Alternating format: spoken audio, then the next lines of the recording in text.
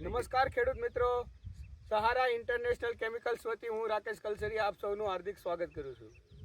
આપણે આવી પહોંચ્યા છીએ ગારિયાધાર તાલુકાના માંડવી ગામે કે જ્યાં એક પ્રગતિશીલ ખેડૂતે તેમના ખેતરમાં જીરા પાકમાં સારિકા અને ટોલફેરાનો ઉપયોગ કરેલો છે ને એમ જ આપણી સાથે જોડાઈ ગયેલા છે કિસાન એગ્રો દામનગરથી પંકજભાઈ, તે પણ આપણી સાથે ફિલ્ડ પર છે. સીતારામ કાકા. સીતારામ.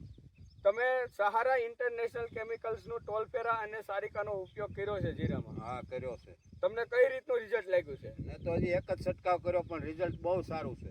એક જ છંટકાવ કર્યો છે. જીરું કેટલા દિવસનું થયું છે? 40 દિવસનું. 40 દિવસમાં ખાલી હજુ એક જ છંટકાવ એક કર્યો જ છે. છંટકાવ કર્યો. ને તમને અત્યારે આમાં કેવું કામ ટૂંકમાં રોગ જીવત ને એવું દેખાય? કોઈ વસ્તુ નથી અત્યારે, તો હવે બીજો છંટકાવ કરવો છે 4-5 દિવસ પછી. 4-5 દિવસ પછી બીજો સ્પ્રે કરવાનો છે. હા. તો ખેડૂત મિત્રો, તમે જોઈ શકો છો કે 40 દિવસનું જીરું થઈ ગયું છે ને તેમાં ખાલી હજુ એક જ સ્પ્રે કર્યો છે ટોલફેરા અને સારિકાનો. સહારા ઇન્ટરનેશનલ કેમિકલ્સનું ટોલફેરા અને સારિકાનો એક જ સ્પ્રે કર્યો છે ને ખેડૂતને રિઝલ્ટ પણ ખૂબ સારું મળ્યું છે.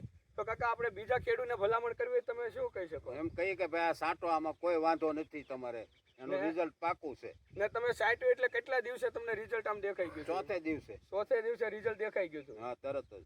ને ઈ પછી કોઈ ટૂંકમાં તમને થ્રીપ્સ, મોલો મચ્છી એવું એવું જીરુંમાં દેખાતું? કાંઈ નથી. પેલા હતું ગળો હતી, બધું હતું, મોલો મચ્છી, પણ એ બધું સાફ થઈ ગયું. સાફ થઈ ગયું. એક જ છંટકાવ. એક જ છંટકાવમાં બધું સાફ થઈ ગયું. હા.